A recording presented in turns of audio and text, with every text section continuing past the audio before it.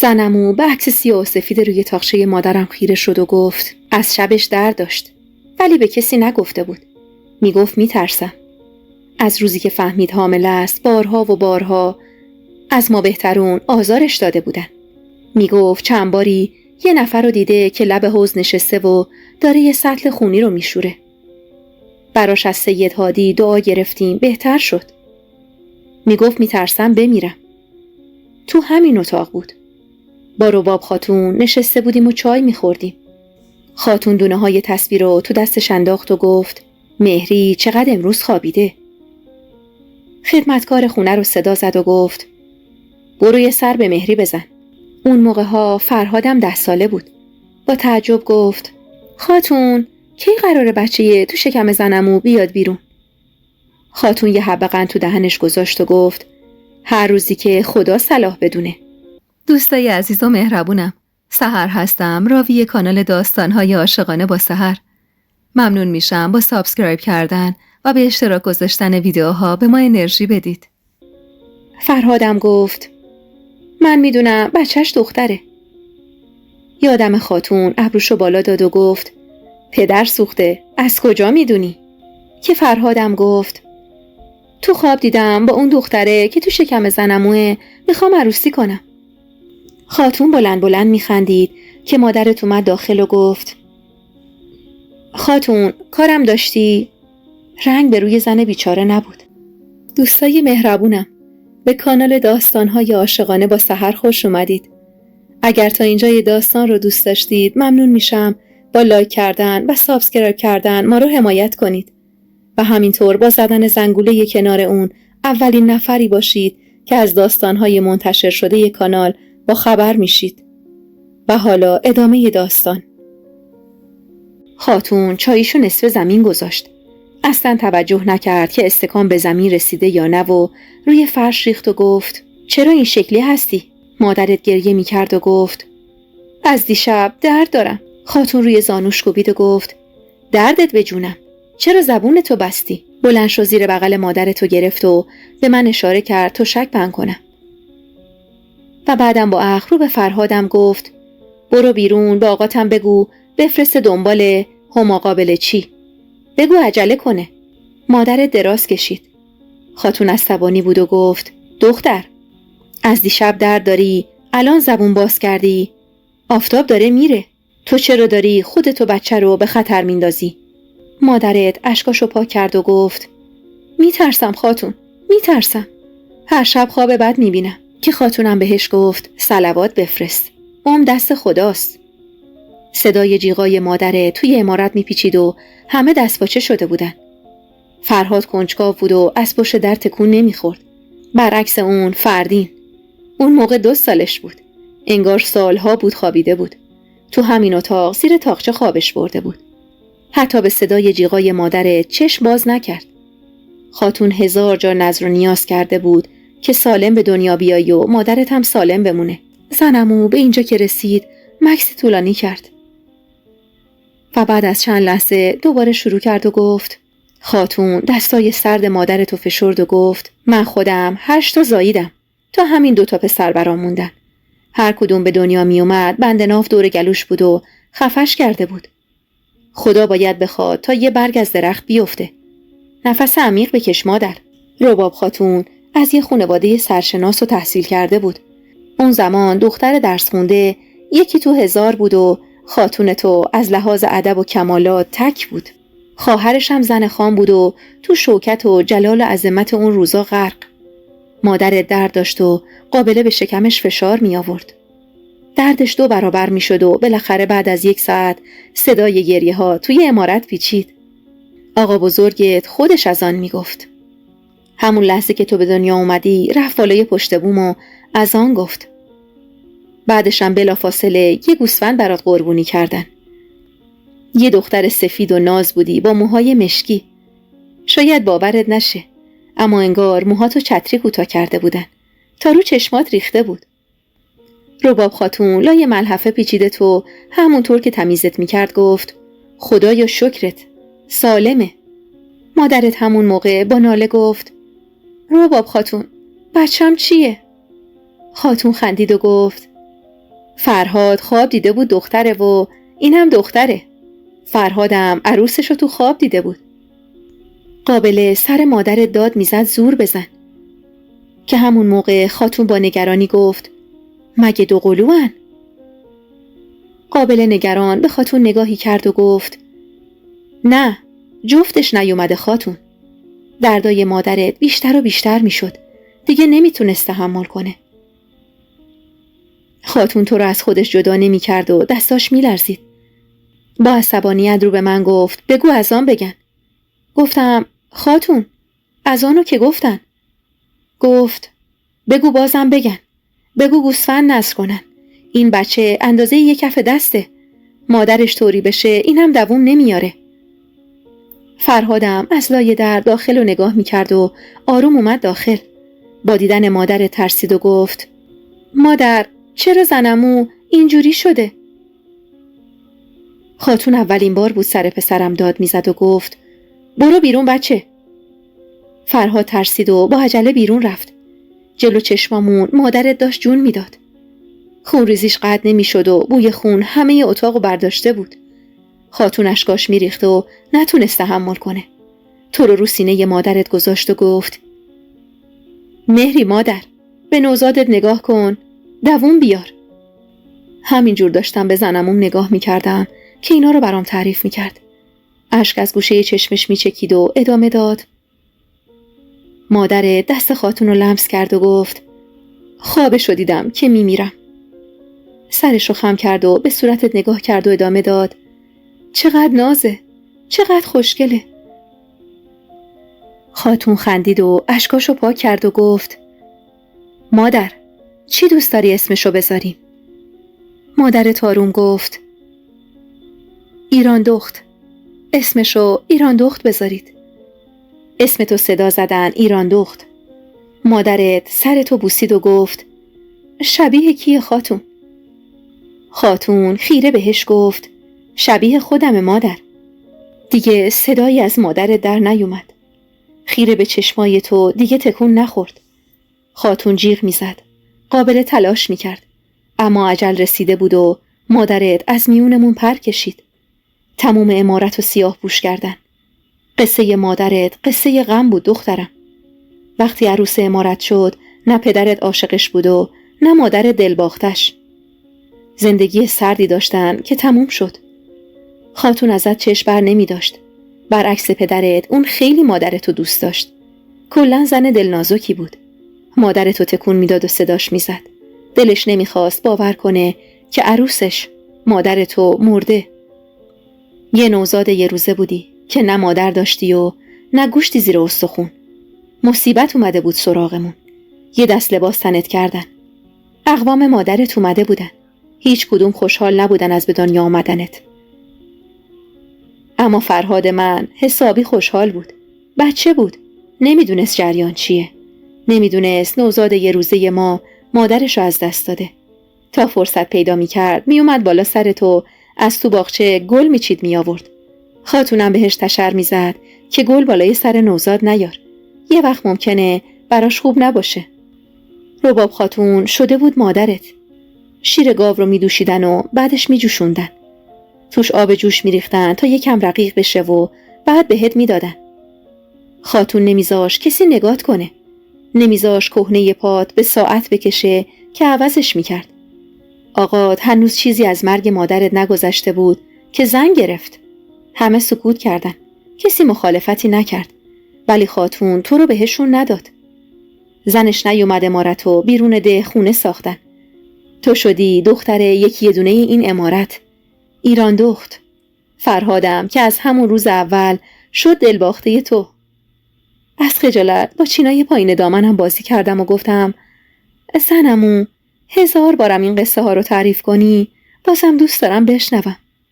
زنمو به صدای خاتون که خدمتکارا رو صدا میزد اشاره کرد و گفت از خواب بعد از ظهری بیدار شده. ریز خندیدم و گفتم کاش امروز فرهاد بیاد. این همه کار چرا زنمو اجازه میدید بره اونجا؟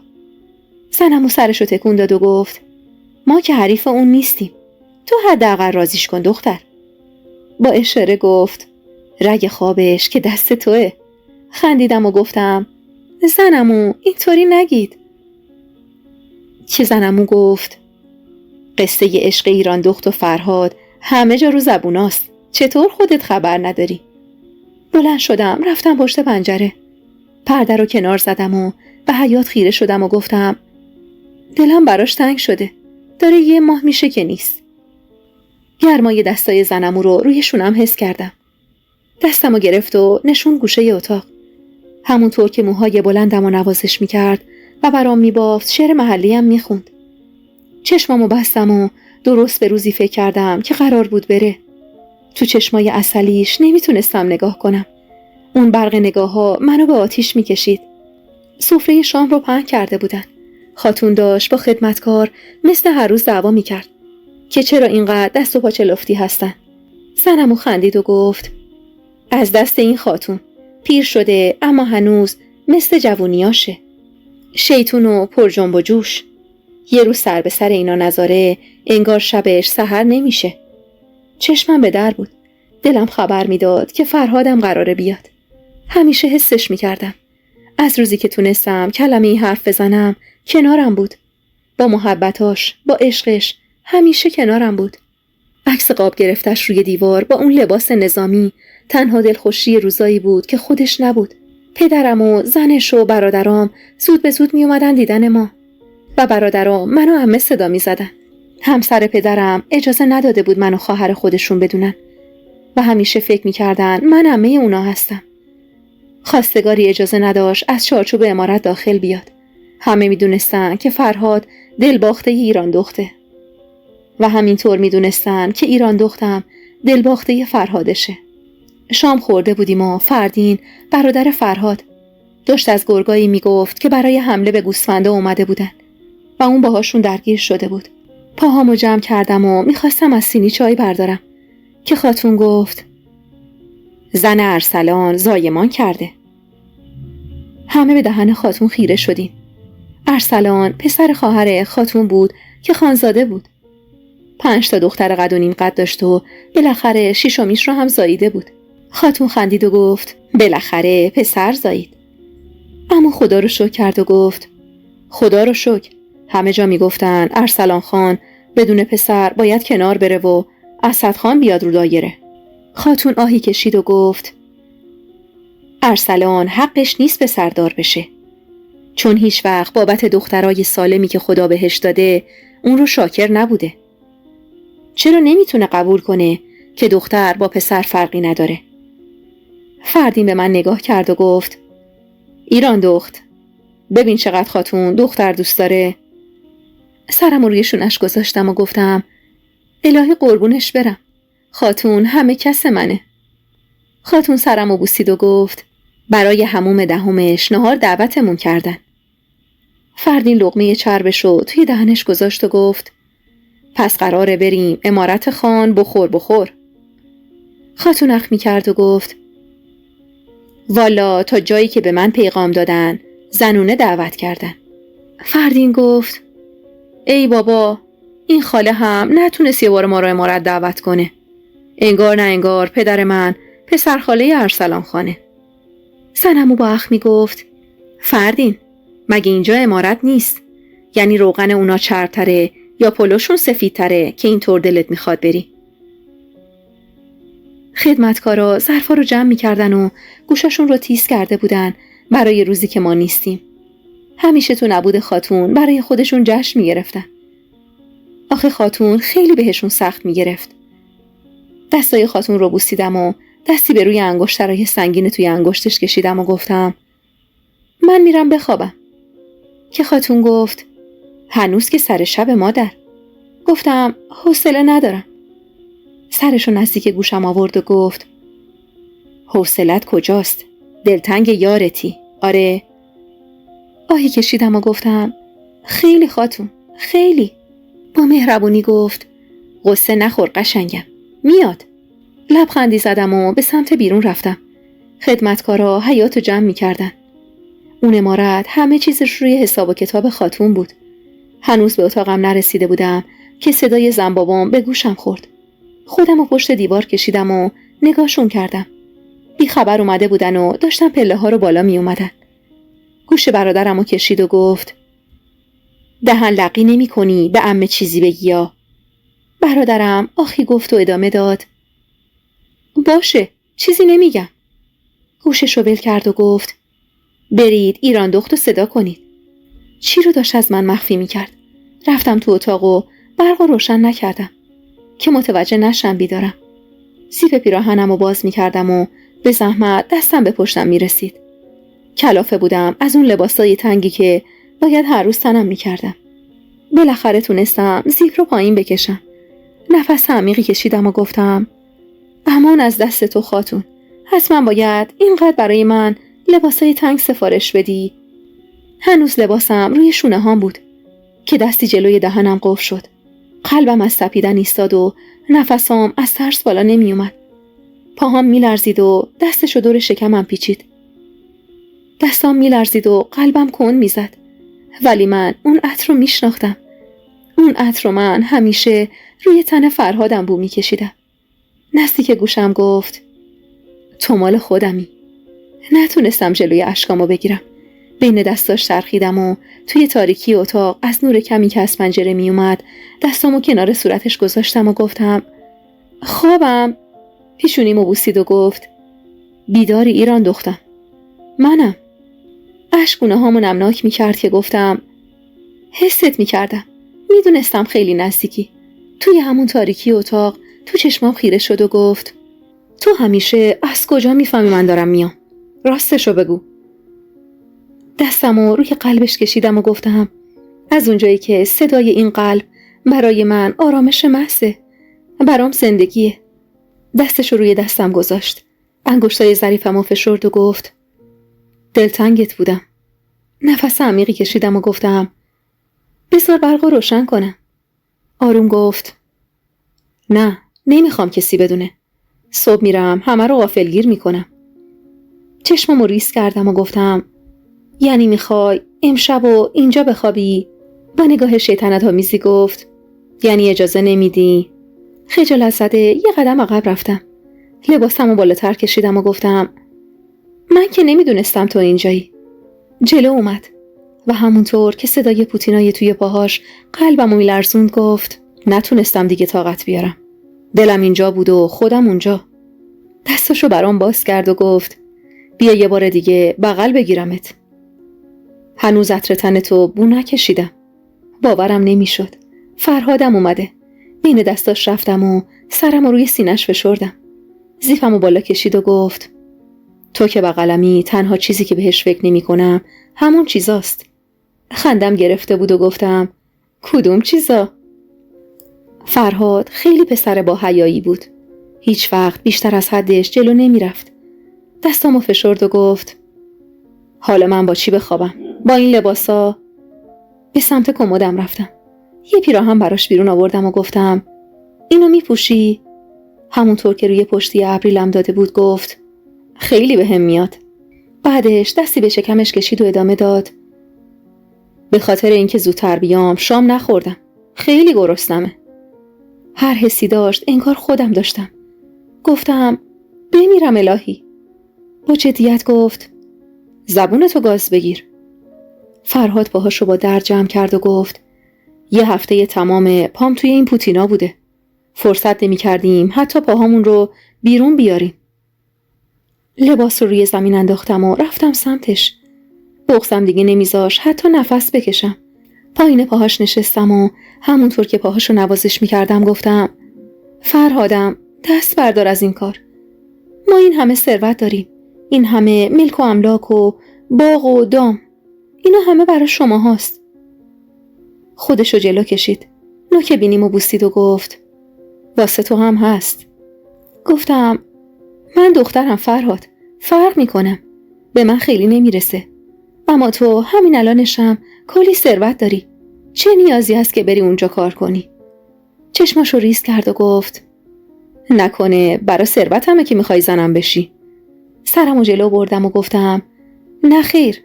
فکر کنم تو به خاطر ثروت منو میخوای. دستاشو دورم پیچید. آروم توی گوشم زمزمه کرد من به خاطر این دله که میخوامت. به خاطر عشقیه که یه پسر 10 ساله تا امروز به دوش کشیده. چشمامو بستم و گفتم وقتی نیستی نمیخوام روز و شب بگذره. اما وقتی هستی زندگی قشنگه، جریان داره. نرو دیگه، خواهش میکنم. میخواست چیزی بگه که ضربه‌ای به شیشه پنجره خورد. برادرم همیشه اینطور خبرم میکرد. اون و من فقط 2 سال اختلاف سنی داشتیم. من تو مرز 18 سالگی بودم. دستمو رو لبای فرهاد گذاشتم و آروم گفتم برو پشت دیوار. انگشتم آروم گاز گرفت و مثل دزدا رفت پشت دیوار. آروم پرده رو کنار زدم و لای پنجره رو باز کردم. فرشاد سلامی کرد و گفت بیدارت کردم. گفتم آره، چی شده؟ سرشو جلوتر آورد و گفت اینجا خوابی، اونجا سر دعواست. ابرومو بالا دادم و دستمو جلوی فرهاد گرفتم تا یه وقت جلو نیاد و گفتم چرا؟ گفت آقام شوهرت داده، انگشتر تو آورده، فردا خانواده شوهرت میان برا بله برونت. فقط تونستم بگم چی و فرهاد منو کنار زد و از لابلای نرده های پنجره یقه فرشادو گرفت و جلو کشیدش و گفت شوهرش دادن؟ مگه میتونن؟ فرشاد زبونش بند اومده بود. با چشمای درشت از حدقه بیرون زده به فرهاد خیره بود. دست فرهادو گرفتم و گفتم ولش کن، داری خفش میکنی. این چه گناهی داره؟ فرهاد دستشو عقب کشید و برادرم روی زمین افتاد. سرفه‌ای کرد و گفت من کاری نیستم فرهاد. آقام و مادرم عمه رو شوهر دادن. فرهاد عصبانی گفت چند بار باید بگم عمت نیست، این دختر خواهر توئه، اینو بفهم. فرهاد عصبی به بیرون رفت و من با عجله تو چارچوب در جلوشو گرفتم و گفتم کجا میری؟ از چشماش خون میبارید و گفت امروز تکلیف تو با همه یه سره میکنم. بازوهاشو چسبیدم و گفتم دعوا نکن، به خاطر من. گفت ایران دخت، عالم و آدم میدونن تو مال منی. چرا این نامادریت نمیخواد بدونه؟ تا حالا 100 بار برات خواستگار آورده، من حرفی نزدم. دیگه قرار نیست سکوت کنم. وقتایی که عصبی میشد خیلی ترسناک میشد و نتونستم مانعش بشم. میرفت سمت اتاقی که همه اونجا بودن. من و فرشاد پشت سرش میدویدیم.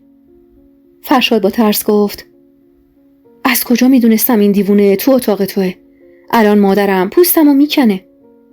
گفتم فرشاد نگو تو اتاق من بوده، بگو تو حیاط بود. فرهاد در و هل داد و رفت داخل. لبخند رو لبای زنمون نشست و گفت خدایا شکرت، فرهادم اومده.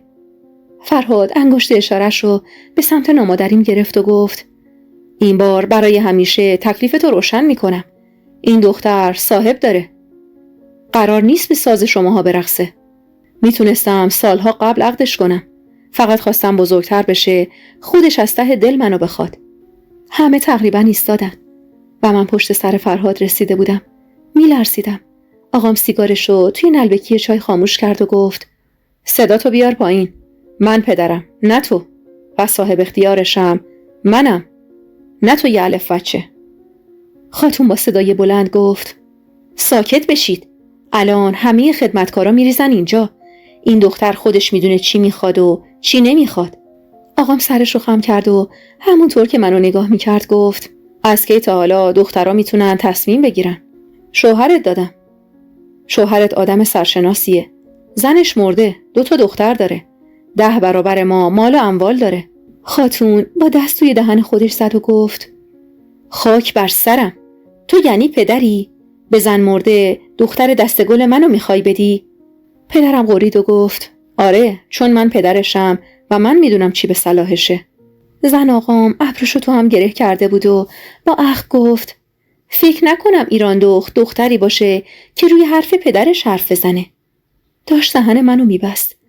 فرهاد که از شدت عصبانیت رگ گردنش بیرون زده بود با مشت به سینه خودش کوبید و گفت عمو، باید از روی جنازه من رد بشی که بذارم دستشو بذاری تو دست یکی دیگه.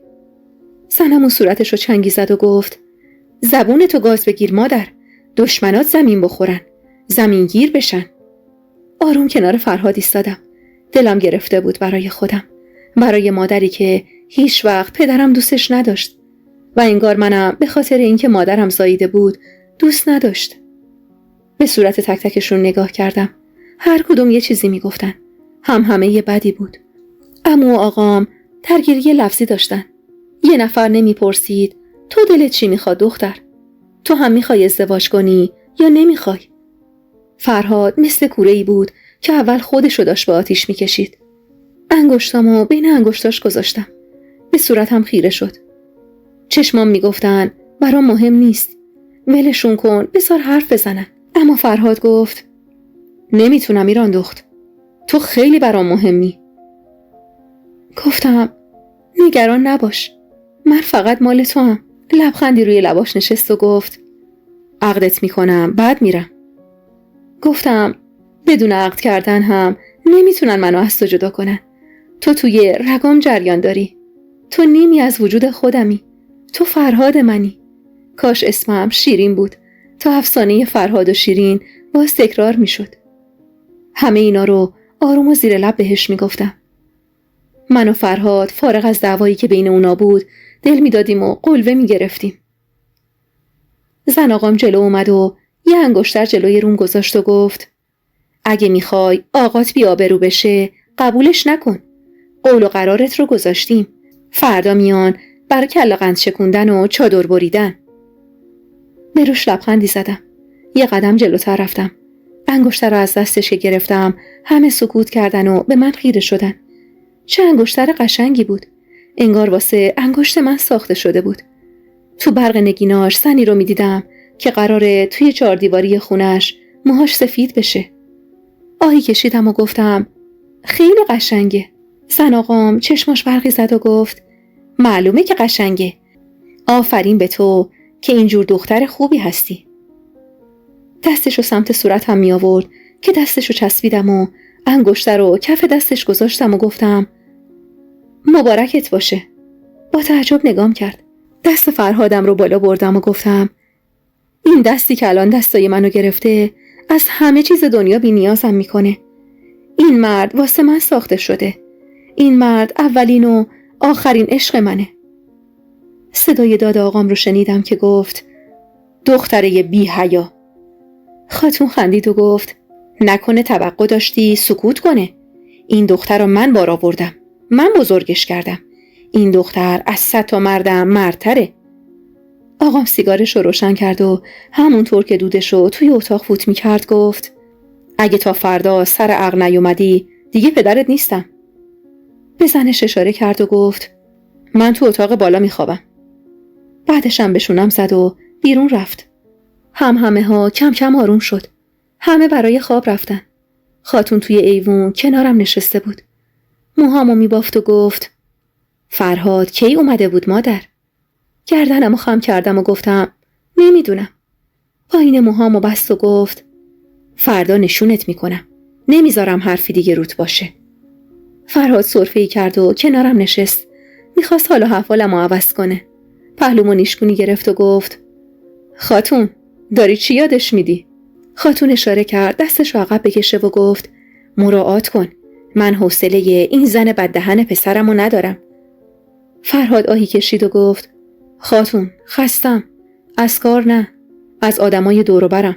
دستشو پشتم کشید و گفت اما نمیذارم ایران دختمو اذیت کنن. خاتون به هر دومون خیره شد و گفت فردا نشونتون میکنم. بعد از هموم 10 روزه پسر ارسلان عقدتون میکنم. فرهاد با تعجب گفت ارسلان بالاخره پسردار شد؟ خاتون خندید و گفت بالاخره پسردار شد. براش میخوان جشن بگیرن. به همه نهار میدن. من و مادر تو ایران دختم میریم اونجا. فرهاد که از شدت خستگی و پادرد نمیتونست اونا رو جمع کنه پاشو دراز کرد و گفت ایران دخت نمیاد. یعنی نمیذارم بیاد. با اخم نگاش کردم و گفتم از الان داری ادای مردایی رو در میاری که اجازه نمیدن زنشون جایی بره؟ مراعات خاتون رو نکرد و گفت ادا در نمیارم. وقتی اینجا متو نیستی زمان برام سخت میگذره. خاتون دستشو روی شونه فرهاد گذاشت تا بتونه بلند شه و آروم گفت بالاخره یکی باید ما رو ببره. زحمتش با شماست فرهاد خان. برو بخواب پسر، بذار این دخترم بخوابه. صبح این پسر من و عروسش وقتی بیدار بشن میخوان دوباره دعوا را بندازن. بذار حداقل شب و استراحت کنیم، جونی واسه فردا داشته باشیم. فرهاد سرش رو بالا برد و صورت خاتون رو بوسید و گفت فدای این چشمات بشم خاتون که چشمای ایران دختم به خودت رفته. خاتون آهی کشید و گفت تا زندم باید این دختر رو بفرستم تو خونه تو. بعد من نمیذارن نفس راحت بکشه. فرهاد سکوت کرد و با محبت فقط نگام کرد. اون شب راحتی نبود. هیچ کس درست و حسابی نخوابید. هوا روشن می شد و خورشید بخت و اقبال من بود که بالا می اومد. بوی نون تازه که به مشامم می رسید دلم صاف می رفت. کوزه های پنیر تو مطبخ بودن و خودم رفتم سر وقتشون. فرهاد عاشق اون پنیرا و نون تازه بود. براش از کوزه بیرون می آوردم که خدمه خونمون نگام کرد و گفت آقا اومدن. لبخندی زدم و گفتم از کجا فهمیدی آقا اومدن؟ به پنیرایی توی ظرف اشاره کرد و گفت این پنیرا رو کسی اجازه نمیداد بخوره. گفتم فرهاد خان دیشب اومده، براش شیر گرم کنید. پنیر و نون تازه رو با هیچ چیزی عوض نمیکنه. سفره صبحونه رو بالا می بردن. خاتون توی ایوون ایستاده بود و رو به طلعت خانوم گفت نهار چی میذاری امروز طلعت؟ طلعت خانومم گفت دوستای عزیز و مهربونم، سحر هستم، راوی کانال داستان‌های عاشقانه با سحر. ممنون میشم با سابسکرایب کردن و به اشتراک گذاشتن ویدیوها به ما انرژی بدید. خانوم چی میل دارین؟ بگین همونو بذارم. خاتونم با بیمیلی گفت نمیدونم، هر چی میذاری حواست باشه پیاز کم بریزی توش. فرهادم اومده. طلعت خانومم گفت چشمتون روشن خانوم، به سلامتی. چشم، حواسم هست. فرهاد از پیاز سرخ شده توی غذا بدش می اومد و اصلا به غذایی که پیاز داشت لب نمی زد. اما طلعت خانوم کارشو خوب بلد بود. پیازو حسابی ریز می کرد و پیازداغاشو جوری می گرفت که توی غذا پیدا نباشن. پنیر رو که دادم بردن فرصت کردم یه شونه به موهام بزنم. پیراهن گلداری تنم کردم و همونطور که کمربندشو محکم دور کمرم می بستم توی آینه به خودم گفتم امروز دیگه نباید عقب بری. یا فرهاد برای تو میشه یا در مقابل آقا باید کوتاه بیام. صدای صبح خیر گفتنا به همدیگه می اومد. گردن بندم و دور گلوم بستم و بیرون رفتم. فرشاد از دور به هم اشاره کرد و مشخص بود بهش اجازه ندادم با من هم کلام شه. خیلی دوستم داشت. منم دوستش داشتم. اون به هم ثابت کرده بود که خواهر و برادری همیشه پابرجاست. حتی اگه کنار هم نباشیم. حتی اگه از یه مادر نباشیم. دستی رو کنار پهلوم حس کردم و یه شاخه گل روبرون قرار گرفته شد. فرهادم بود. نزدیک گوشم گفت صبح بخیر خانومم. آرومتر از خودش گفتم صبح تو هم بخیر فرهادم. گل رو بین موهام گذاشت و دوتایی به سمت اتاق رفتیم. سفره آماده بود. فرهاد عطر نون رو بو کشید و گفت آخ که چقدر دلم برای این عطر نون تنگ شده بود. خاتون در رو باز کرد و گفت کسی اجبارت نکرده بری مادر. فرهاد دستم رو ول کرد و همونطور که کفششو در می آورد گفت شاید دیگه نرم. این آخرین مأموریتم باشه. بعدش میخوام فقط و فقط با ایران دختم وقت بگذرونم. زمینای پایین رو کشاورزی میکنم و همونجا یه خونه میسازم. خاتون اخ میکرد و همونطور که روی تشک ابریشمیش لم میداد گفت نه آب این خونه شوره نه اجاقش کور که تو دخترمو برداری و ببری. هر کاری قراره بکنی همینجا کنار مایی. نه اجازه میدم خودت بری نه اجازه میدم ایران دختمو جایی ببری. خدا بیامرز پدر بزرگتون اینجا رو ساخت که همه دور هم باشیم، نه هر کدوم یه گوشه. فرهاد کنار سفره نشست. بلوز شلوار کرمی تنش کرده بود. به پنیر نگاهی کرد و گفت آخ قربون دست طلعت خانم. اخ میکردم و گفتم طلعت خانم من برات آوردم. میخواست چیزی بگه که با ورود آقام ساکت شد.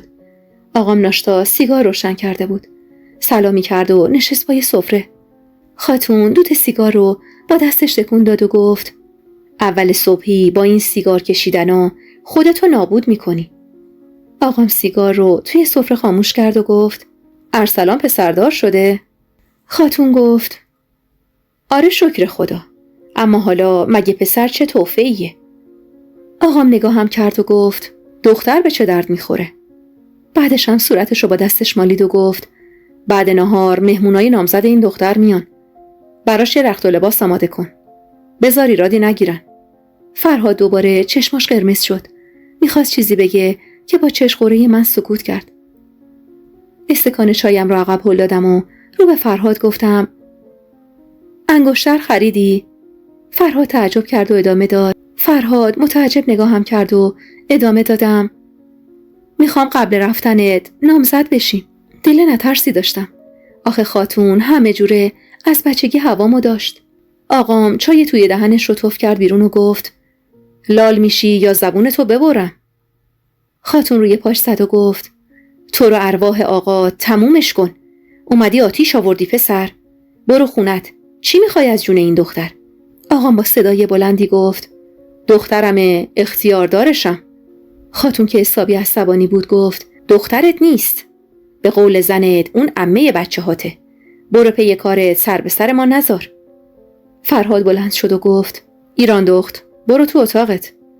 میخواستم بلند بشم که سیلی آقام روی گونم نشست. اولین باری نبود که میزد، بارها و بارها ازش بی دلیل کتک خورده بودم. دور از چشم خاتون موهامو میکشید. زنمو که تازه اومده بود توی چارچوب در خشکش زد و گفت آقا صمد، این چه کاریه؟ چرا روش دست بلند میکنی؟ بعدش هم به سمت من اومد. بین من و آقا ایستاد و گفت خجالت بکشید، اون دنیا چطور میخواد جواب مادرش رو بدید؟ آقام داد زد توف قبر مادرش بیاد، کاش اون روز هر دوشون مرده بودن. بعدش به سمتم حمله ور شد و گفت بذار خودم بهش بفهمونم باید زن کی بشه. دستش هنوز به هم نرسیده بود که مچ دستشو فرهاد چسبید. از هر نظر از فرهاد ضعیفتر بود. فرهاد محکم مچ دستشو میفشرد و اونم از درد ناله میکرد. فرهاد گفت به خداوندی خدا، اگه عموم نبودی، اگه بزرگ نبودی، اگه پدر ایران دخت نبودی، الان دست زیر خاک بود. دست آقامو عقب پرتاب کرد و گفت دست از سر این دختر بردار، کاری نکن اسلحه رو بردارم، اول رو سر تو و بعدم رو سر خودم خالیش کنم. آقام از تهدید فرهاد ترسید و همونطور که عقب میرفت گفت حقا که لایق نیستین. عصبی بیرون رفت. خاتون به دیوار تکیه داد و گفت نمیدونم دشمنی این پسر با اولاد خودش تو چیه؟ این دختر رو ببین، مثل دسته گل میمونه، مگه میذارم پرپرش کنه؟ فرهاد اونقدر عصبانی بود که اصلا نگام نمیکرد. میدونست ناراحتم و طاقت دیدن ناراحتیمو نداشت. زنمو سرمو به سینش فشرد و گفت خاتون، امروز این دخترم شیرینی بخوره برای فرهاد، انگشتر دستش کن، چادرشم ببر، ملا هست، همینجا محرمیتشونم میخونه، والا جشن و رقص نخواستیم، بذار راحت بشن. هر روز شده دعوا و داد و بیداد. این صمد همون مردیه که زیر جنازه زنشم نگرفت. یادت نیست خاتون زن حامله رو چطور روی برفا می برد؟ به دهن زنمو خیره موندم که گفت مادرت حامله بود، از بس بیار داشت آلوچه و آلو میخورد، مدام بالا می آورد، دست خودش نبود، زن باردار بود دیگه، نتونسته بود از جاش بلند بشه، روی تشک توی اتاق بالا آورده بود. بیچاره تا خدمتکارا رو صدا بزنه آقات رسیده بود، اونم بدون اینکه بپرسه افتاده بود به جون مادرت. توی همین حیاط میزدش و میگفت باید بره بمیره. اشکای زنمو صورتشو خیس میکرد و ادامه داد خاتون خودشو انداخت رو مادرت. پله ها رو چنان اومدم پایین که مچ پام ترک خورد و 2 ماه تو گچ بود. مادرتو آوردنش تو اتاق من، پام درد میکرد و ورم کرده بود. تا شکسته بند بیاد مردم و زنده شدم. خاتون شما تعریف کن، بگو چطور حمله ور شد توی اتاق. خاتون شرمنده بود، سرش پایین بود. زنمو ادامه داد انگار عقده های آقا تموم نشده بود، اومد تو اتاق من و مادرتو از موهاش گرفته بود. خدا بیامرز آقا بزرگت اومد داخل و یه سیلی زد به پدرت تا ولش کرد. مادرت 1 ماهی تو اتاق من موند. خاتون شرمنده تر از قبل بود و سرش رو همونطور که پایین انداخته بود دستاشو به هم میمالید. فرهاد کنارم ایستاد و گفت مادر من، بس کنید دیگه. چرا قصه تعریف میکنید؟ خدا بیامرز زنمو مثل گل بود. همیشه میگفت اگه پسردار شدم باید پسرم شبیه تو بشه. با شنیدن حرفای زنموم حالم بدتر شده بود. فرهاد بغلم کرد و گفت آروم باش، نمیذارم دستشون به سایت برسه. چقدر آغوشش خوب بود. دلم فقط توی آغوش فرهاد بود که آروم میگرفت. بین دستاش جا گرفتم. محکم بغلم گرفته بود. خجالت میکشیدم. خیلی از خاتون و زنمو خجالت میکشیدم. ولی فرهاد آرامش من بود. صبحونه که خوردیم نامادریم و آقام توی اتاقشون بودن. خاتون فرستاده بود دنبال ملا که برای خوندن محرمیت بیاد. نمیخواست طول بکشه. میخواست تا ظهر نشده تمومش کنه. زنمو از توی صندوقش یه چادر سفید بیرون آورد و گفت اینو فعلا براش ببریم تا بعد براش بهترشو بخرم. خاتون روسری سفید گلدار مادرم رو که توی دستش بود روی سرم انداخت و گفت بذار رو سرت باشه مادر، که دعای خیر اون بیچاره دنبالت باشه. اما از حیات تکون نمیخورد و میترسید آقام کاری از پیش ببره. خواستم، ولی اون شب زهرماری خورده بودم. خاتون دستشو روی دهن فرشاد گذاشت، لای در رو بست و گفت تعریف کن ببینم چی کار کردی ذلیل مرده. دوستای مهربونم، به کانال داستان‌های عاشقانه با سحر خوش اومدید. اگر تا اینجای داستان رو دوست داشتید ممنون میشم با لایک کردن و سابسکرایب کردن ما رو حمایت کنید و همینطور با زدن زنگوله کنار اون اولین نفری باشید که از داستان‌های منتشر شده کانال با خبر میشید. و حالا ادامه داستان. فرشاد بغضشو فرو خورد و گفت مادرم میگه میخواستم به دختر خدمتکارمون چطور بگم تجاوز کنم. اینو که گفت از خجالت سرشو پایین انداخت. چند لحظه ای سکوت کرد و بعد ادامه داد من یادم نیست، ولی میگن به جونش افتادم و زدمش. مادرم جنازه‌شو مخفی کرده. میخواد منو از اینجا دور کنه. خاتون همونطور که چشمشو بسته بود گفت خدایا خودت به داد من برس. صدامو پایین آوردم و گفتم فرشاد چی میگی؟ مگه به همین سادگی هست؟ فرشاد روی زمین نشست و گفت نمیدونم، منم نمیدونم. به خدا من آدم بدی نیستم. هیچ وقت به کسی نظر نداشتم. اما نمیدونم اون زهرماری چی کار با هم کرده بوده. روبروش زمین نشستم. دستامو کنار صورتش گذاشتم و گفتم آروم باش. شاید دروغ باشه. شاید همش اشتباه بوده. تو چشمام نگاه کرد و گفت مگه میشه مادرم دروغ بگه و بخواد منو آزار بده؟ نه امکانش نیست. گفتم پس بذار به فرهاد بگیم. اون تو این کاره. میتونه کمک کنه. فرشاد مانع شد و گفت نمیخوام زندان برم. دستا شق کرده بود. بغل گرفتمش و گفتم منم نمیذارم جایی بری. برعکس پدرم اون خیلی مهربون بود. ما همو خیلی دوست داشتیم. خاتون با غصه نگامون میکرد و گفت خدا کمک کنه. صدای زنمو بود که از پشت در اتاق میگفت ملا اومده. میبرمش اتاق مهمون. زود بیاین. خاتون سریع فرشاد رو راهی کرد تا بره دست و صورتش آب بزنه. رو به من گفت نمیدونم این پسر داره با خودش چی کار میکنه. دوباره صدای زنمو اومد که صدامون میزد. خاتون در رو باز کرد. قرآن رو بالای سرم گرفت و برای خوشبخت شدنم دعا کرد و منو از زیرش رد کرد. چادر سفیدی که بهم داده بودم بپوشم یکم واسم کوتاه بود، ولی بوی قشنگی میداد. خاتون میگفت اون چادر رو آقای خودش براش خریده و روز عروسیش بهش کادو داده. زنمو گفته بود آب و آینه و نبات بیارن توی اتاق. آقام بالا نمی اومد و بدون اجازه اون عقد صورت نمی گرفت. خاتون میخواست اسم فرهاد روم باشه و بعدن تدارکات مهمونی و شام رو بده. ملا با عمو خوشو بش میکرد و گفت صمد خان نیستن؟ همه به همدیگه نگاه میکردن و هیچ کسی جواب درستی نداشت که بده. بالاخره در اتاق باز شد و پدرم وارد شد. خاتون رفته بود سراغش. نمیدونم بینشون چی رد و بدل شده بود که آقام اومد. فرهاد کنارم نشست. زنمو چادر رو به قد جلو کشیده بود که جلوی رومو نمیتونستم ببینم. صدای ملا رو شنیدم که گفت فرهاد خان اجازه هست؟ فرهاد بله محکمی گفت و ملا ادامه داد: عقد دائم بخونم خاتون. خاتون صلواتی فرستاد و با صدای بلند گفت: بله ملا، دائم بخونید. دختر و پسر مال خودمونن. ملا آروم چیزی خوند و گفت: ایران دخترم، وکیلم شما رو به عقد دائمی فرهاد خان در بیارم. حس قشنگی بود. با لبخند گفتم: بله. صدای کرکشیدن زنمو می اومد و گفت: خدایا شکرت. عقد جاری شد و ملا بلند شد و بیرون رفت. آقام یک کلمه هم صحبت نکرد. بلافاصله رفت بیرون. توی صورتش ناراحتی بود، ولی من میدونستم دیگه نمیتونه کاری از پیش ببره. از اون لحظه به بعد من و فرهادم برای همیشه مال هم شده بودیم. تارهای موهام از کنار صورتم آویز بود. بدون هیچ بزن و برقصی شدم محرم فرهادم. نه آرایشی، نه لباسی، نه بریز و بپاشی. فرهاد دستاش یخ بود و چادر رو از روی صورتم بالا زد و گفت: بذار یه دل سیر ببینمت. صورتش میخندید. فقط خدا میدونست که چقدر دوستش داشتم و چقدر اون منو دوست داشت.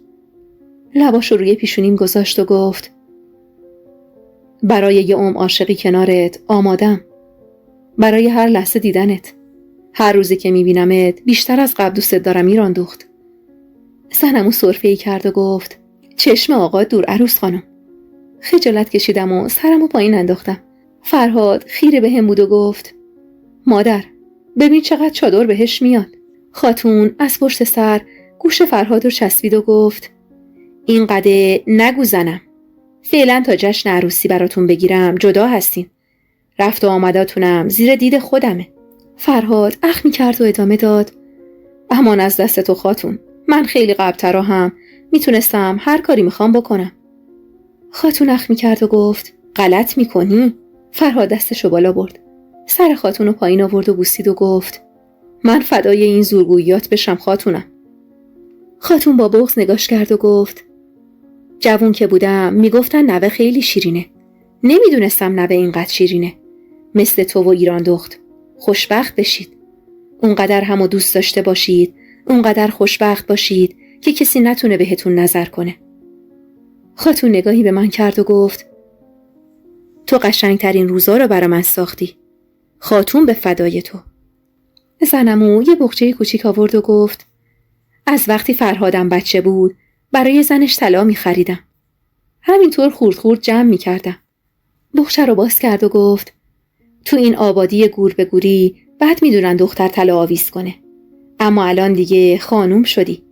خانوم فرهاد خانم شدی. دستمو جلو برد و دونه دونه علنگوهای ظریفی رو توی دستم کرد و گفت: عروس بزرگ منی. فرهاد دستمو بین دستش گرفت و گفت: این طلاها هم نباشه ایران دخت من قشنگیاشو داره. نامادریم که تا اون لحظه نیامده بود وارد اتاق شد. سقز بزرگی توی دهنش بود. گوشه یه لباسش رو تکون میداد و گفت: مبارکه. خاتون با اخم نگاهش کرد و گفت: این چه طرز تبریک گفتنه؟ اول اون سقزو از دهنت بیرون بنداز، بعد تبریک بگو. زن آقام از ترس خاتون خودش رو عقب کشید و گفت: ببخشید خاتون. خاتون چپ چپ نگاهی بهش کرد و گفت: والا من عادت ندارم به کسی عقب کنم یا تلخی کنم، ولی خوب بلدم زبونا رو کوتاه کنم. زنم آروم گفت: 4 متر زبون داره زنی که. فرهاد با عقب گفت: زشت مادر من. با دست بهش زدم و گفتم: کاری به کار مادرت نداشته باش.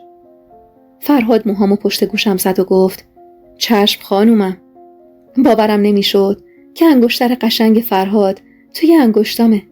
این انگشتر بسته قشنگی از فرهادم بود که برای تمام عمرم یه عشق قشنگ و جاودانه رو به هم هدیه داده بود. خاتون با اشاره ازم خواست که از اتاق بیرون برم. دنبالش راه افتادم. وارد اتاق خودش شدیم. درو بست و گفت: بشین کارت دارم دختر. متعجب شدم از اون همه جدیتش و گفتم: خیر خاتون، از من عصبانی شدی؟ خاتون گفت: نه مادر، چرا عصبانی بشم؟ بشین عزیزم. بعدشم آهی کشید و ادامه داد: بشین کارت دارم. روبروش نشستم.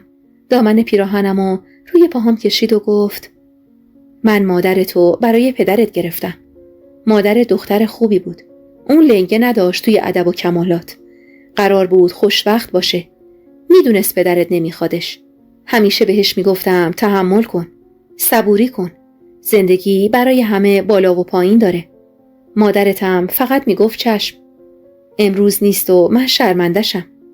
برای خوشبختی تو جنگیدم تا خوشبخت بشی. فرهاد از گوشت و خون خودمه. میدونم که نمیذاره آب تو دلت تکون بخوره. حرفای خاتون رو که شنیدم خیالم راحت شد. دلم قرص شد. همه چی آروم بود. کسی کاری به کسی نداشت. آخرین محصولات رو میچیدن و انبارا رو پر میکردن. آرد آورده بودن و فرهاد همه اونا رو توی انبار شیده بود. میگفت امسال سهمیه‌اش رو گرفته و به مردمم خیلی کمک کرده. عقد کرده یه مردی شده بودم که جون و دین و ایمونم بود. برای حموم دهم پسر ارسلان آماده می شدیم. قرار بود فرهاد ما رو با ماشین ببره و شب برمون گردونه. خیلی خوشحال بودم. دخترها آرزوشون بود تو جاهایی که بهشون توجه بشه برن. از سمت خانواده خاله خیلی برام خواستگار اومده بود و همیشه تو چشم بودم. پیراهنم رو تنم کردم. بوق ماشین فرهاد میگفت عجله کنین. خدمه با عجله وسایلی که خاتون میخواست برای خواهرش سوغات ببره رو عقب ماشین میچیدن. از پنجره سرک کشیدم. زنمو بهشون اخم میکرد که با ملایمت بچینن که یه وقت دبه های ماست و کره زمین نریزه. کفشامو پام کردم. در اتاق خاتون رو باز کردم. رو سری گلدار روی سرش انداخته بود و میخواست در رو باز کنه تا بیرون بیاد. منو که دید یه لحظه ترسید. دستش رو روی قلبش گذاشت و گفت ترسیدم مادر. سرش رو محکم گرفتم و صورتش رو بوسیدم و گفتم سایت از سرم کم نشه خاتونم. بریم که دیر شده. اونم گفت بریم. خواستم دستش رو بگیرم که متوجه شدم علنگوهاش تو دستش نیست. گفتم خاتون علنگوهاتو در آوردی؟ چشمم به گردنش افتاد. بدون پلاک و زنجیر متریش جایی نمی رفت. آقا بزرگم براش از مشهد آورده بود. به سمت کمدش می رفتم که گفت بلش کن، نمیخوام بندازم. اخ می کردم و همونطور که در کمد رو باز می کردم گفتم باید بندازی خاتونم. خاتون من قشنگیش به تلهاشه. خاتون چیزی نگفت. زیر لباساش دنبال صندوقچه چوبیش گشتم اما نبود. فرهاد مدام بوق می زد و هرچی کمدو زیر رو کردم نبود. کلافه به خاتون چش دوختم. چشماشو ازم دزدید. جلو رفتم و گفتم خاتون چی شده؟ به در اشاره کرد و گفت بریم دختر، دیر شده. نتونستم جلوی خودم رو بگیرم و گفتم خاتون یه جواب بده. صندوقچه طلاهات کجاست؟ اشک از گوشه چشمش چکید و گفت تو برام با ارزشتر از اونا بودی. گفتم چی؟ فرهاد تو چارچوب در ایستاد و گفت بیاید دیگه، ظهر شد. از اونور اگه بگید شب بذارم بمونید نمیذارم از الان گفته باشم خاتون. خاتون که پشتش به فرهاد بود با عجله اشکاشو پاک کرد و به هم اشاره کرد چیزی به زبون نیارم و آروم گفت بریم مادر. من آمادم. این خانومته که لفتش میده. نفهمیدم خاتون چی رو داره مخفی میکنه. راه افتادیم. به زور خاتون و زنمو من جلو نشستم. اونا هم عقب ماشین جا گرفتن. دلشوره داشتم و دلیل اون رفتار خاتون رو نمیفهمیدم. یکم رفته بودیم که زنمو شکمش رو چسبید و گفت فرهاد مادر بزن کنار، اول صبحی نباید چایی میخوردم. فرهاد کنار کشید و همونطور که پیاده میشد گفت آب عقب ماشین بود، اگه برش نداشته باشن. به سمت خاتون چرخیدم. نگاهم 1000 تا سوال پشتش بود. خاتون مراقب بود فرهاد نیاد و گفت دادم به آقات مادر. گفتم چرا؟ گفت ایران دخت، بعدن حرف میزنیم. نمیخوام فرهاد بفهمه. زبون به دهن بگیر دختر. گفتم خاتون اگه همین الان نگی به خدا خودم به فرهاد میگم. خاتون عصبی سرشو تکون داد و گفت آقات قماربازی میکنه. تو رو باخته بود. میخواست تو رو بده به اونا. عوض طلبشون طلاهامو دادم. اشکونم رو نمناک کرد. شوریش روی لبام نشست. خاتون بغضشو فرو خورد و گفت اگه فرهاد میفهمید آقا تو خاک میکرد. آقا سر همین قماربازی همه زمیناشو باخته. دیگه چیزی نداره. هرچی دارایی داشته توی قمار باخته. اون خونه است که اونم امروز و فردا میبازه. انگار اون دردای مادرت امروز گریبانشو گرفته. گفتم یعنی منو باخته؟ مگه من زمین بودم؟ آروم گفت دورت بگردم. منم درست سر در نیاوردم. طلاها رو دادم، یه تیکه زمینم داشتم، قرار بود خرج سفرم کنم. برای مکه، اونم بهش دادم. با اومدن فرهاد به سمت جلو چرخیدم و دیگه حرفی نزدم. تا خونه اربابی ارسلان خان کلمه‌ای صحبت نکردم. نزدیک عمارت بودیم که فرهاد گفت چی شده؟ امروز ساکت ایران دخت. همونطور که پیاده می شدم گفتم قرار نیست چیزی شده باشه. انرژیمو نگه داشتم واسه اینجا. یه در بزرگ بود. چه عمارت قشنگی بود. تو خوابم همچین جایی رو نمی دیدم. به جز ما کلی مهمون دیگه داشتن. همه جا رو چراغ بسته بودن. موهامو روی شونه هم تکون دادم و محو تماشای عمارت بودم. 10 خدمتکار زیر دیگای پلو و خورش رو آتیش می‌ذاشتن و دست هر کسی تو کاری بود. حیاط مرتب و تمیز و پر از گل و گیاه. عطر و بوی بهار میداد اونجا. پاییز بود ولی انگار اون عمارت همیشه سرسبز بود. صدای بوق ماشینایی که یکی پشت دیگری وارد میشد. صدای بال زدن پرنده‌ای رو شنیدم. همیشه از عقاب ترس داشتم. فصل شکارشون بود و نمیدونم چرا وقتی سایه‌شو لابلای درختای کنارم دیدم ناخواسته فریاد کشیدم. خاطره قشنگی از عقاب نداشتم. خیلی کوچیک بودم که میخواست منو از روی زمین بلند کنه و اگه خاتونم نبود حتما منو برده بود. صدای جیغای من همه رو متعجب کرده بود. پا به فرار گذاشتم. خاتون صدا میزد و من از ترس عقابی که دنبالم بالهای بزرگشو به هم میزد پا به فرار گذاشته بودم. صدای ده زدن شخصی از ایوون بالا عقاب رو کنترل کرد. رام شده آروم گرفت و روی شونه های اون مرد نشست. حلقه نقره‌ای مچ پای عقاب برق میزد و نمیتونستم اون شخص رو درست ببینم. فرهاد پشت سرم رسید. نفس میزد. دستاشو بالای سرش سایبون کرد و گفت این رسم مهمون نوازی نیست. به سمت ما قدم برداشت و همونطور که پله های پهن رو پایین می اومد گفت شرمنده مهمونای عزیزم هستم. دستشو تکون داد و عقاب اوج گرفت. من از ترس بازوی فرهاد رو چسبیدم و پشتش پناه گرفتم. سرشو از روبرو به سمت من خم کرد و گفت عقاب من اهلیه. تازه صورتشو درست دیدم. چشمای آبی روشنی داشت و گفت مهمونای عزیز من خیلی خوش اومدین. دستشو جلو برد. دست فرهاد رو فشرد و گفت 5 سال ندیدمت آقا فرهاد. فرهادم بازوشو فشرد و گفت تو سرگرم پرنده بازی بودی، من سرگرم آموزش. هر دو هم قد و قواره هم بودن. گفت خانم کی هستن؟ هنوز میلرزیدم. آروم کنار فرهادم ایستاده بودم و با دستم محکم بازوشو گرفته بودم. فرهاد دستشو پشتم گذاشت و گفت ایران دخته. تا حالا ندیدیدش؟ پسر ابروشو بالا داد و گفت پس ایران دخت خاله خاتون این خانومه. فرهاد نفس عمیقی کشید و گفت ایران دخت خاتون نه، ایران دخت فرهاد. به من لبخندی زد و گفت من اسد هستم. فرهاد و اسد همو تو آغوش گرفتن. اسم و رسمش رو شنیده بودم ولی ندیده بودمش. اسد خان بود، برادر ارسلان خان. چه ابهت قشنگی داشت. وقتی با فرهاد صحبت میکرد مرد با جذبه و متینی بود. ارسلان برعکس اون یه مرد هوسران بود که همه میدونستن.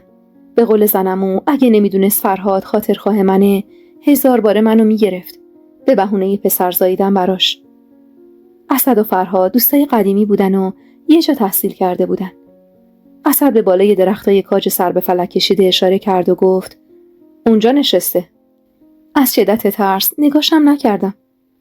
خاتون به ما رسید و با اخم گفت به اون کلاغت بگو یه بار دیگه دنبال ایران دخت من بیفته پراشو دونه دونه میچینم. اسد خم شد. پشت دست خاتون رو بوسید و همونطور که دعوتمون میکرد داخل کنار من هم قدم شد. نمیدونم حسم غلط بود یا درست ولی سنگینی نگاهش رو حس کردم. سرمو که چرخوندم نگاهش رو از من برداشت. خانم اون عمارت خواهر خاتون به استقبالمون اومد و با خاتون همدیگر رو بغل گرفته بودن و گریه میکردن. شباهت زیادی به هم داشتن و هر کدوم گرفتار زندگی خودشون. فرهاد دستشو بوسید. خانم بزرگ بهش میگفتن. صلواتی فرستاد و به سمت من فوت کرد و گفت خبر عقد دردونه خواهرم همه جا پیچیده. خواستم دستش رو ببوسم که اجازه نداد. خانم بزرگ سرش رو خم کرد. به پشتم نگاهی انداخت و نزدیک گوش خاتون چیزی گفت. خاتون لبش رو گزید و دوتایی رفتن داخل. زنهای زیادی اونجا بودن.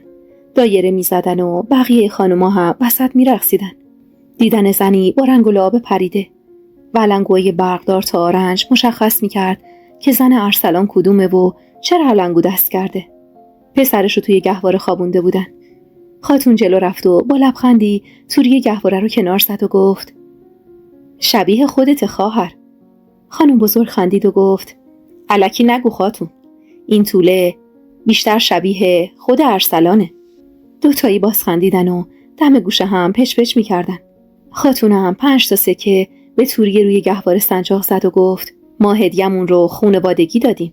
زن ارسلان برای خوش آمدگویی و سلام جلو اومد. لاغر بود و هیکل استخونی داشت.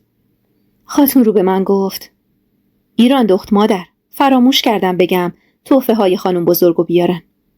چشمی گفتم و برگشتم بیرون. کفشامو پام می کردم و بین اون همه کفش دنبال لنگ کفشم بودم. دخترای قد و نیم قد دورم جمع شدن. اونا خیلی کوچیک بودن و انگار فاصله سنیشون بیشتر از 1 سال نبود. چه دنیایی بود که به خاطر دختر بودن اونطور از محبت پدر و مادر محروم بودن. روبروشون زانو زدم. شباهت زیادی به من حتی به خاتون داشتن. دخترای ارسلان خان بودن. یکی از اون یکی خوشگل‌تر. موهاشون رو بافته بودن و با پیراهن‌های گلدار به من خیره بودن. نگاهشون کردم و گفتم دخترا منو میشناسید؟ یکیشون خیلی شیطون بود. دستشو جلو آورد. گوشوارمو بین دستش گرفت و گفت شما از مهمونای عرب هستین؟ با تعجب گفتم عرب؟ همون جور که گوشواره هم توی دستش بود بهشون اشاره کرد و گفت از این گوشواره ها مهمونای عرب میندازن. ریز خندیدم و گفتم نه خیر، من نسل در نسل ایرانی هستم. یکی دیگه به خواهرش گفت مگه خانم بزرگ نگفته بود با غریبه ها صحبت نکنیم؟ اون یکی گفت تو چقدر ترسویی. از دل جرأتش خوشم اومد و گفتم اسمت چیه؟ صدای آشنایی از پشت سرم گفت اون اولین دختر ارسلان خانه. سرمو خم کردم. اسد بود. چیزی تو دست داشت و گفت چرا مهمون ما نیومده میخواد بره؟ بیادبی از جانب پرنده من بوده؟ بعدم دستشو برد بالا تا عقابش بیاد و روی دستش بشینه که گفتم خواهش میکنم، من از عقاب میترسم. دستشو به طرف برادرزادش دراز کرد و گفت نمیخواستم به عقابم بگم بیاد، میخواستم بغلش کنم. اشتباه منظورش رو فهمیده بودم. از کنارش با ترس گذشتم و رفتم سمت ماشین. به یکی از خدمه‌های اونجا گفتم ببخشید اینا رو خالی کنید، ببرید برای خانم بزرگ. همش چشمم بین آسمون و زمین بود. کاش هر چه زودتر برمیگشتیم عمارت خودمون. چرا اونجا رو دوست نداشتم؟ نمیدونم. مهمونی با شکوهی بود ولی برای من جز یه ریخت و پاش اضافی چیزی نبود. یه نوزاد پسر که با ناز و افاده میذاشتنش و توی تشکش خروارها پول و سکه میذاشتن.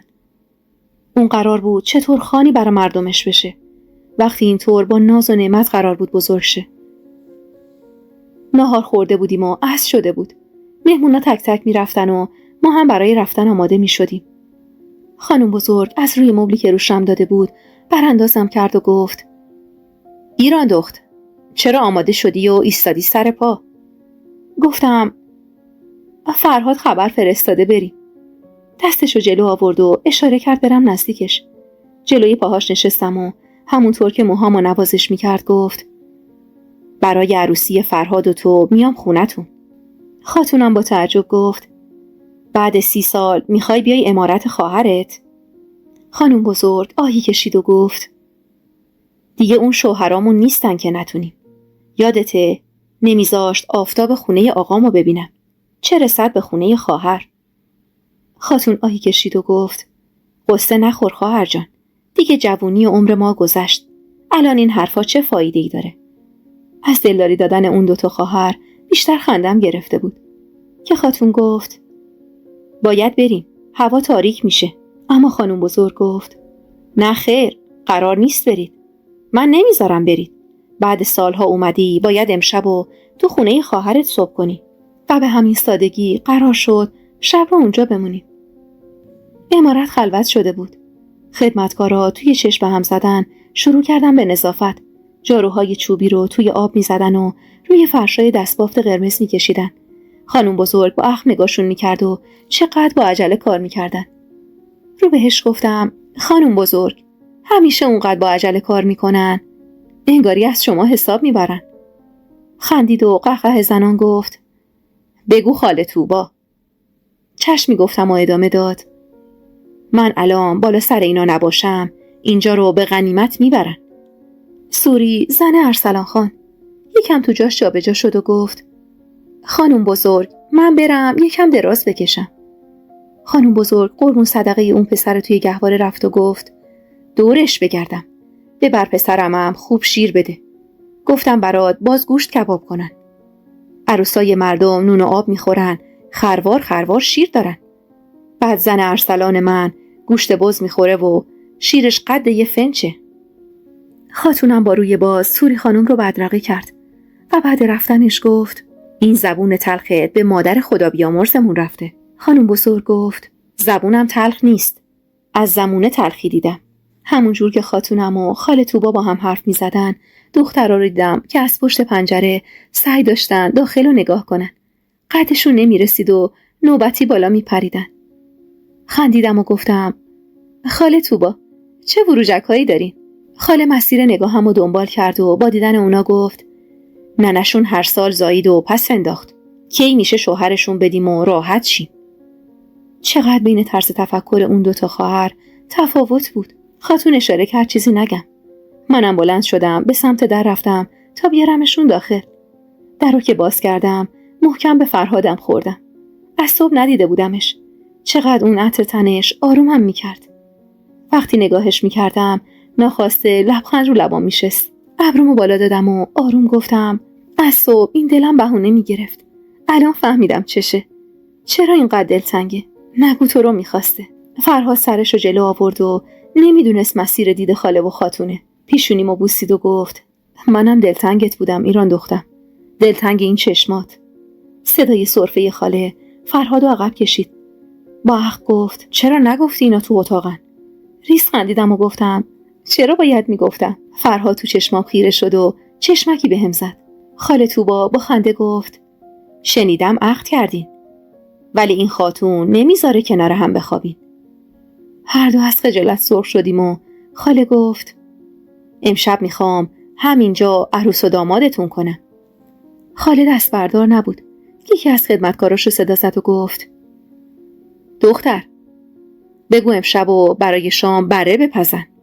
فرهاد خان میخواد بره کنار زنش. خاتونم که کنارش نشسته بود با اخباشو فشرد و گفت توبا زشته. خاله منو خیلی دوست داشت. این از چشماش مشخص بود. با اینکه اصلا دختر دوست نبود. اون موقع نمیدونستم زمونه قراره اونو تبدیل کنه به دشمن من و گره های روزگار توی زندگیم بندازه که نتونم سر پا بشم. فرهاد با شیطنت رو به خاله گفت خاله توبا انگاری یاد خدا بیامرز شوهر تو کردی. سرایدار باغ پشتیتون زنش تازه مرده. اگه خواستید بگید براتون بیارمش. خاله توبا با صدای بلند قشقش خندید و گفت امان از دست تو فرهاد. عجب پسری هستی یا. دختران نزدیکم شدن و گفتم خوبید خوشگلا. با عشق نگام میکردن و من براشون شعر میخوندم. خیلی بامزه بودن. دلم میخواست منم بعدها همینقدر دختر داشته باشم. سوری رفته بود برای استراحت. خاله توبا برامون یه شام مفصل تدارک دید. و بعد از یه دور زدن توی عمارتشون برگشتم توی اتاق. سفره شام پهن بود. ارسلان خان هم اونجا بود. دود قلیونش همه جا رو برداشته بود و اون بی‌پروا ادامه میداد. اصلا از اون همه بی‌پروایی خوشم نیومد. آروم سلام کردم و خاله گفت ارسلان ببینش اومد. ارسلان سرش رو بلند کرد. اصلا پیر نبود. خیلی جوان بود. چرا من تصور میکردم باید سنش خیلی بالا باشه و بی‌عرضه باشه. ولی اون سیبیلا و تک و توک موهای سفیدی که لابلای موهاش دیده میشد یه ابهت خاصی بهش داده بود. ارسلان اون چیزی که شنیده بودم نبود. اون خیلی هم با تعصب و ترسناک بود. آروم سلام کردم و گفت خوش اومدی. سوری گوشه کنار گهواره پسرش بود و خبری از دخترا نبود. رو به خاله گفتم خاله توبا، دخترا کجا هستن؟ خاله نگاهی کرد. ظرف ترشی رو جلو کشید و گفت زحمتش رو مادر بزرگ خودت کشیده. بخور که با پلو مزه میده. دوباره پرسیدم ارسلان خان، دختراتون کجان؟ چشقوره خاله باعث شد سکوت کنم و فرهاد کنارم نشست. همه متوجه ناراحتی من شده بودن. اسد وارد که شد با دیدن ارسلان خودشو جمع جور کرد و گفت سلام خان داداش. ارسلان زیر لب جوابشو داد. اون شب خیلی شام سنگینی بود به خاطر حضور ارسلان. واقعا لقب اربابی به بعضی‌ها می اومد، مثل ارسلان. دلیل این که پشت سرش میگفتن خوشگذرونه و بیخیال رو درک نمی کردم. اصلا بهش نمی اومد اینطور آدمی باشه، حداقل به ظاهر. شام و شب نشینی تموم شد. رخت خوابا رو می بردن و می خواستن پهن کنن. ارسلان یه شب خیر ساده گفت و برا خوابیدن رفت. خاله توبا برای من و فرهاد توی اتاق جداگونه یه رخت خواب 2 نفره پهن کرده بود و یه ملافه بزرگ سفیدم روی اون پهن کرده بود. رفتیم توی اتاق. فرهاد به رخت خواب اشاره کرد و گفت انگاری خاتون از قبل تدارک دیده بوده و میدونسته که ما قراره بمونیم. از پشت سر بغلم گرفت و آروم گفت اما نمیدونسته که من قراره تا قبل از عروسیمون دستم به تو نخوره. سرمو خم کردم. نگاش کردم و گفتم فرهاد، نکنه خواجه‌ای. نتونست خودشو کنترل کنه. روی تشک افتاد و از شدت خنده داشت قهقهه میزد و میگفت ایران دخت، تو دیوونه‌ای. با ناراحتی گفتم دیوونه اهالی اینجان که میگن ارسلان خان خوشگذرونه، ولی اون یه جوری حواسش به همه چی هست که خانی و اربابی برازندشه. فرهاد آروم شد و گفت ارسلان خان رو میگن خوشگذرون چون برعکس پدرش دستش به خیره. دقت کردی امروز مهمون عادی هم تو حیاط بود؟ برای مردمش اونجا سفره انداخته بود. به خاطر این قلب بزرگشه که میگن خوشگذرونه. اشتباه میکنن. چون مستبد نیست و چون ظلم نمیکنه و به فکر رعیته، یه عده آدم حرف مفت میزنن. گفتم ولی فرهاد خیلی هم محبت نداره. ندیدی چطور به بچه‌های خودش بی اهمیتی میکنه؟ گفت ما جای اون نیستیم ایران دختم که بدونیم چی درسته. نمیدونیم تو زندگیش چه خبره. گفتم نمیدونم فرهاد، اما میدونم یه پدر خیلی سنگدله. فرهاد دستشو برام دراز کرد و گفت بیا بغلم ایران دختم، اینا رو ولش کن. آغوش فرهاد قشنگترین حس رو به هم میداد. بین دستاش قرار گرفتم و چشمامو بستم. موهامو نوازش کرد و گفت میگم ایران دخت، نمیخوای به حرفای خاله توبا گوش کنی؟ چپ چپ نگاش کردم و گفتم پسر خوبی باش، بگیر بخواب. نزدیک گوشم گفت میخواستم ببینی خواجه نیستم. بعدم ریز خندید. حس امنیت و اطمینان نسبت به فرهاد همیشه تو وجودم بود و گفتم ثابت کن. همونطور که منو میبوسید گفت خودت خواستی یا؟ از کاراش بیشتر قلقلکم میومد و گفتم فرهاد چرا این عمارت اینقدر سرد و بیروحه؟ تو چشمم نگاه کرد و گفت چون اینجا همشون به خاطر مال و ثروت با هم دشمنن. دستامو توی دست گرفت و گفت میخوام امشب خانومم بشی. چشماش برق میزد و خمار شده بود. خجالت کشیدم و گفتم فرهاد من شوخی کردم، ولی بیفایده بود. فرهاد گفت اینقدر تکون نخور ایران دخت. ولی من نمیخواستم و ترسیده بودم. از خجالت داشتم آب میشدم. به هم خیره بود و پلک نمیزد. چشممو بستم و گفتم فرهادم تو رو خدا تمومش کن. نمیتونم، الان نمیتونم فرهاد. تمام بدنم میلرزید.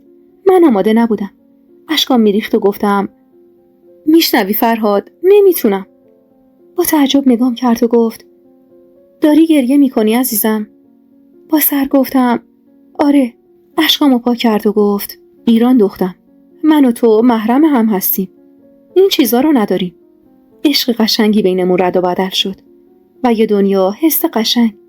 فرهاد خدای دوم من روی زمین بود و من برای داشتنش خدا رو شکر میکردم، اما هنوزم حیای خاصی بینمون بود. فرهاد سرمو بوسید و گفت تو عزیزترین کسی هستی که دارم. هر جور تو بخوای. چشمامو بستم و الکی خودمو به خواب زدم. فرهاد محکم‌تر از قبل بغلم گرفت و نزدیک گوشم گفت خوابی؟ دوباره گفت ازم ناراحتی؟ نفس بلندی کشید و ادامه داد فردا باید برم ایران دخت. نمیدونم چطوری میتونم برم. این بار انگار با دفعه‌های قبل فرق داره. دلم نمیخواد ازت جدا بشم. نمیدونم چقدر بود که خوابیده بودیم. به سمت چرخیدم. خورشید وسط آسمون بود و نسیم پرده رو جابجا میکرد. رقص قشنگی بین شاخ و برگای درخت‌ها در اومده بود. چشمامو باز کردم. بهم خیره بود. یه تحریش قشنگ روی صورتش بود و آروم گفتم صبحت بخیر فرهادم. فرهاد کاش این سری نری. میشه زود برگردی؟ آروم گفت باید برم ایران دختم، ولی این بار که برگردم دیگه نمیرم. میخوام استعفا بدم. از نظمیه خسته شدم. پیشت بمونم و زود بچه دار بشیم.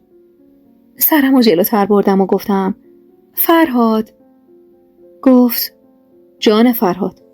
گفتم دلم یه جوریه. انگار از این رفتن تو آشوب داره.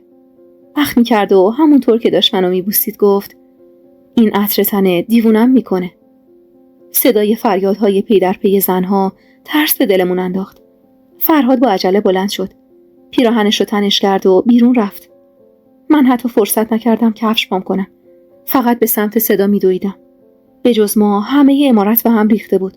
دخترها یه گوشه ایوون ایستاده بودن و گریه میکردن. خاتون خاله طوبا رو از اتاق بیرون انداخت. دلم میلرزید و از بین جمعیت جلوی در چشمم به سوری افتاد که رنگش مثل گچ سفید شده. ارسلان با لباس خواب بود. ما رو کناری زد و همونطور که بازوهای خاله طوبا رو گرفته بود گفت چی شده؟ داد نزن. فقط بگو چی شده؟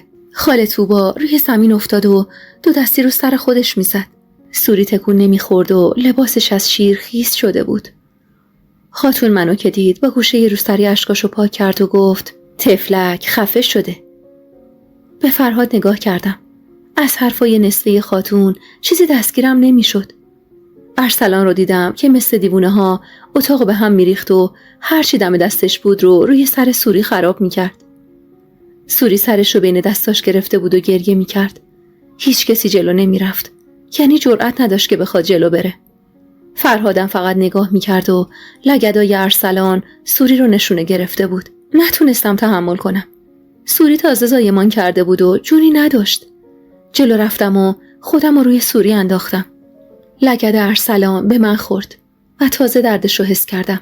سرش فریاد زدم نزنش، مگه چی کار کرده؟ فرهاد جلو اومد و همونطور که منو بیرون میکشید گفت ایران دخت بیا بیرون، تو رو هم میکشن. من هنوز متوجه نشده بودم. با 1000 التماس ارسلان بیرون اومد. اونم به واسطه اسد. ارسلان روی ایوون نشست و سرش رو بین دستاش گرفت. خاتون تو سرش زد و گفت خدایا چطور دلت اومد؟ ارسلان چطور میخواد قبولش کنه؟ و من هنوز گیج به اونا نگاه میکردم. فرهاد دستمو گرفته بود و ول نمیکرد. با تعجب بهش چش دوختم که آروم گفت پسر ارسلان خان مرده. چشمام داشت از صدقه بیرون میزد. گفتم چی شده؟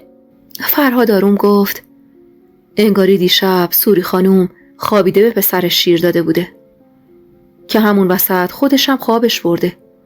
طفل بیچاره خفه شده. خاله طوبا 4 دست و پا به بالین پسرک رفت و گفت بچم کبود شده، خفه شده. صدای گریه ها شدت می گرفت و سوری به زور نفسی می اومد براشو می رفت. دختر رو ترسیده بودن و بی دلیل اشک می ریختن. تازه فهمیدم چه مصیبتی ارسلان خان رو گرفته. فرهاد آروم گفت برو آماده شو، برات میگردونم خونه. با سر گفتم نه نمیخوام برم. خاتون جلو رفت. بچه رو لایه پتو پیچید و گفت تو با خواهرم بلند شو که خونت خراب شد. عمارتت سیاه پوش شد. دردونه خواهرم مرده. بچه رو بالای دستاش گرفته بود و میخوند. به زبان محلی شعر میخوند و گریه میکرد. همه برای بدبختی سوری گریه میکردن. تکلیف سوری مشخص بود. روزگارش رو به سیاهی گیساش میکردن. ارسلان صداش گرفته بود و میگفت بندازیدش رو طویله. سوری همون جور که گریه میکرد و به سر و صورت خودش چنگ مینداخت میگفت منو بکشین، راحتم کنین. چه روز نحسی بود، ولی از اون روز نحسرش رو هم من دیده بودم. ارسلان رو بردن اتاقش. خبر اون اتفاق همه جا میپیچید. دوست آشنا می اومد و هنوز به یک روز نشده مهمونای جشن نرفته برای تسلیت می اومدن. ارسلان انگار مرده بود. سوری رو توی طویله انداختن و کسی جرئت نمی کرد کلمه‌ای حرف بزنه. خاتون رو کنار خاله نشوندم و گفتم خاتون الان چطور میشه؟ خاتونم آهی کشید و گفت طفلی پسر بیچاره. بعدم رو سریش و جلوی صورتش گرفت و زد زیر گریه. عمارت شلوغ‌تر میشد. خاله توبا به من اشاره کرد جلو برم. از بس داد زده بود صداش بیرون از گلوش نمی اومد. نزدیک گوشم گفت برو بالا سر کارگرا. نزار مهمونا بی آب و چای برن. بگو نهار بذارن. بگو میوه بشورن. بگو دامادی پسر ارسلان شده. بگو خاک بر سر ما شده. محکم رو پاهاش میزد و نمیتونستم جلوشو بگیرم. همه عمارت دلشون خون بود.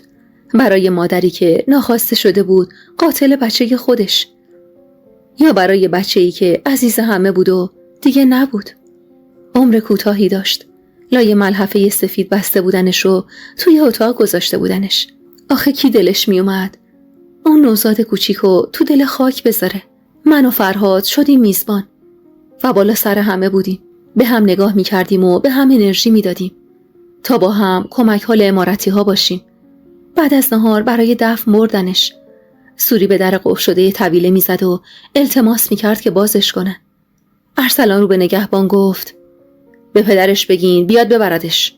نمیخوام دستان به خونش آلوده بشه.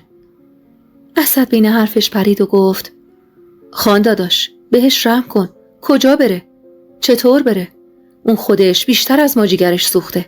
ارسلان بی هوا یقه اسد رو گرفت و همونطور که جلو می کشیدش گفت اون جگرگوشه منو ازم گرفت.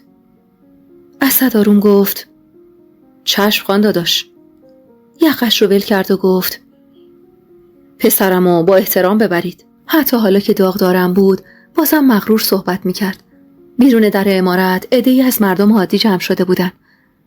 برای عرض تسلیت به ارسلان خان اومده بودن. انگاری مردم دوستش داشتن. صدای گریه های خاله همه جا رو پر کرده بود. این بار من بودم که رفتم جلو و گفتم ارسلان خان. با تعجب سرش رو بالا آورد و نگام کرد. فرهاد از بین جمعیت گذشت و به من رسید و همونطور که دستمو میگرفت گفت چیزی میخوای به من بگو. به ارسلان نگاه کردم و گفتم ارسلان خان بذارید برای آخرین بار پسرش رو ببینه و ازش خداحافظی کنه. بهش رحم کنید. اون مادرش بوده. جگرگوشه اونم بوده. ارسلان دستشو مشت کرد و سکوت کرد. با التماس گفتم آخه اونم آدمه. داره میسوزه. بذارید برای آخرین بار بچه‌ش رو بغل بگیره. ولی ارسلان اعتنایی نکرد. خون جلوی چشماشو گرفته بود و منو کناری زد و بیرون رفت. دلم پر بود از اون همه غم. فرهاد آروم گفت ایران دخت ول کن. چرا داری خودتو کوچیک میکنی؟ گفتم به خاطر اون زن. ببین چطور توی طویله داره فریاد میزنه. صدای گریه هاشو نمیشنوی؟ فرهاد گفت اونطور که میگن کم عقلی داره. اون مسبب همه چیزه. گفتم چی میگی فرهاد؟ فکر کن الان من به جای اون زن بودم. تو با من این کارو میکردی؟ کلافه چنگی توی موهاش زد و گفت اینا ربطی به هم نداره. گفتم چرا داره؟ اون مادرشه. اون مگه از رو عمد خواسته بچهش بمیره؟